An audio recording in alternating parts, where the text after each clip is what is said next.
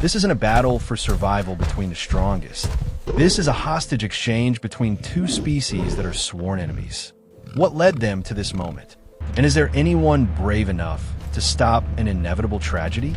The sun, a painter of gold and orange, spilled its first light across the lush green grasslands of Masai Mara. It was the golden hour, a time of fragile peace and deceptive calm. The wind carried the scent of damp earth and wild blossoms, a symphony of quiet life playing out across the vast, rolling plains dotted with succulent acacia trees. In the distance, a small herd of impala grazed nervously, their ears twitching at the slightest sound. Nearby, a dazzle of zebras moved with rhythmic grace, their black and white stripes standing out against the vibrant green. This was the kingdom of Kibo, a magnificent silverback gorilla whose chest bore the scars of countless battles. He was the patriarch, the silent, watchful guardian of his family. He sat with a profound stillness, his deep-set eyes scanning the horizon, his presence a shield for the young gorilla playing playfully nearby. Kibo's son, a bundle of boundless curiosity, chased after a grasshopper, his small hands fumbling with innocent clumsiness. In another corner of this vibrant ecosystem, Nyala, a lioness whose amber eyes held the wisdom of 100 hunts, watched over her cub. She was a mother first, a predator second. Her instincts were sharp, her movements precise. The cub, a tiny, roly-poly creature with tufted ears, was mesmerized by a fluttering yellow butterfly, its wings a splash of color against the green grass. It was a picture of pure, unblemished innocence. The stage was set, two worlds existing side by side, their harmony a testament to nature's delicate balance.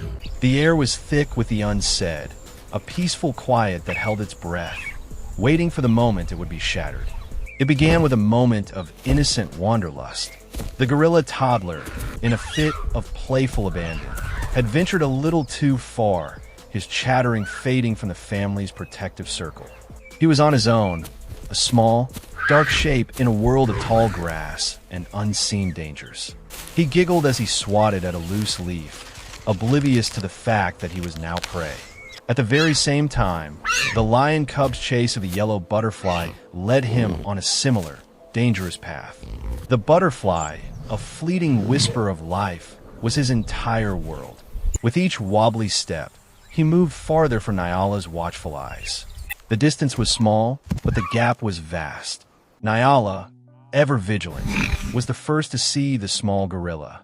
Her hunter's instinct, a primal code etched into her very being, took over. She stalked, low to the ground, a shadow moving without a sound. With a swift, practiced movement, she pounced, her jaws closing gently but firmly around the gorilla child. There was no rage, only the cold, hard logic of a predator who saw an easy meal. A panicked cry, a sound of absolute terror, tore through the air. Kibo's head snapped up. He saw the lioness, saw his son in her mouth. A roar of pure fury erupted from his chest, shaking the very ground. He charged, a mountain of muscle and rage. As he ran, his eyes fell upon the lion cub, now cowering in the lush green grass, frozen by the sudden outburst of violence. In a split second, an instinct older than memory took hold. Kibo scooped up the cub, his massive hand surprisingly gentle. He had not just come to save his son, he had found a bargaining chip. The fate of two young lives now hung in the balance. The confrontation was an electrifying silence. The two titans of the savannah, Kibo and Nyala, stood facing each other. Kibo held the lion cub, his hand a cradle of immense power and surprising tenderness. Nyala held the gorilla toddler, her jaws clamped with a terrifying restraint. They circled each other, a slow, deliberate dance of threat and warning. The low growls from Nyala, the deep, rumbling warnings from Kibo. This was a conversation that words could never capture. The cries of the two terrified children echoed through the air, a heartbreaking soundtrack to the standoff. They were a vivid reminder of the stakes, of the love and fear that drove both parents. The other animals, sensing the primal danger, scattered. The impala bolted, the zebra fled, their flight a final, desperate warning. The two parents, however, were locked in their own world. One step too close, one moment of carelessness, and a fragile piece would shatter into a million bloody pieces.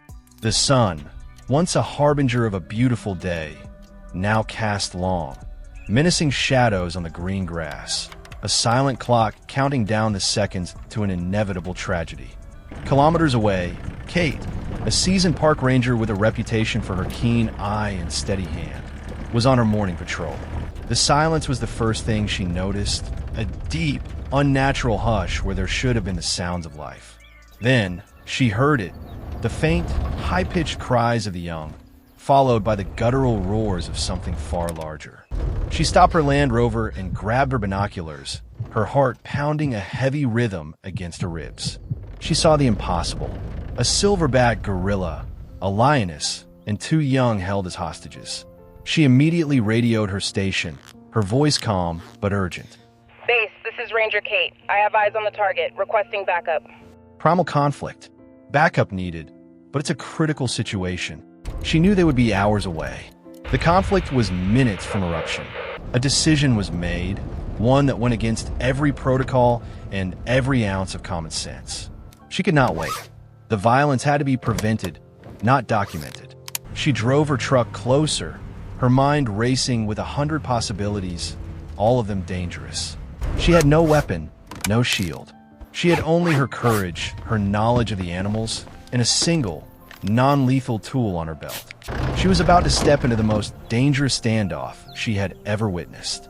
Kate parked her vehicle and stepped out, a lone figure in the vast, wild landscape.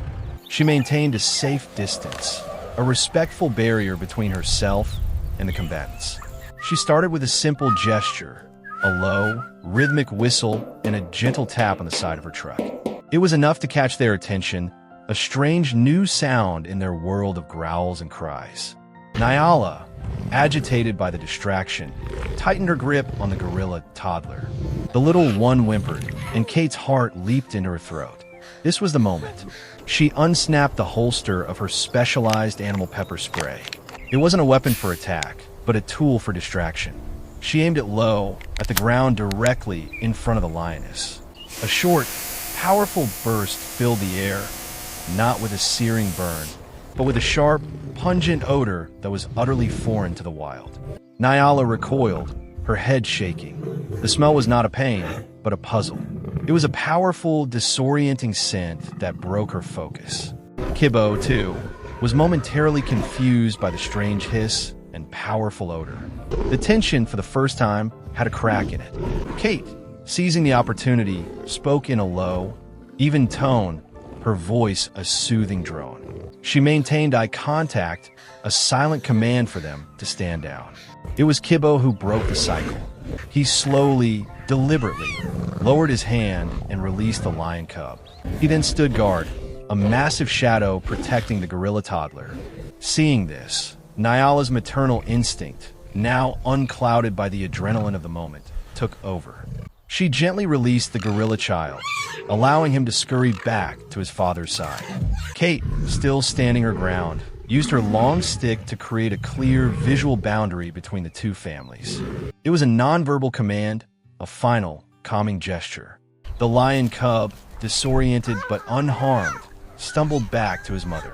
In a final act of silent agreement, both families turned and retreated, each to their own territory. The crisis was over, not with a roar, but with a whimper of relief. Kate watched them go, her body trembling with the adrenaline that had been held in check for so long. She took a deep breath, the smell of the pepper spray still hanging faintly in the air. She sat in her truck and wrote her report, not just of the incident, but of the profound lesson she had just witnessed. The story was not one of survival of the fittest, but of the power of compassion and intelligent intervention. It was a testament to the fragile line between primal instinct and brutal violence. The story of that day, she knew, would become a legend among the Rangers, a tale of how a human, armed not with a rifle but with empathy, had saved both predator and prey. It was a stark reminder that even in the most untamed corners of the world, a better way, a more peaceful solution, could always be found. The sun set on the Masai Mara, casting a warm, comforting glow on a land that had, for one day, chosen peace over bloodshed. That moment made me wonder, is compassion our most primal instinct of all, regardless of species? I'm so curious to hear your thoughts. Leave a comment below and let us know. Do you believe kindness can change the world?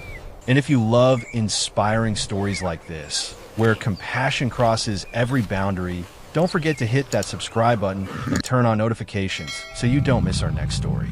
We'll continue to explore more magical moments in this world together.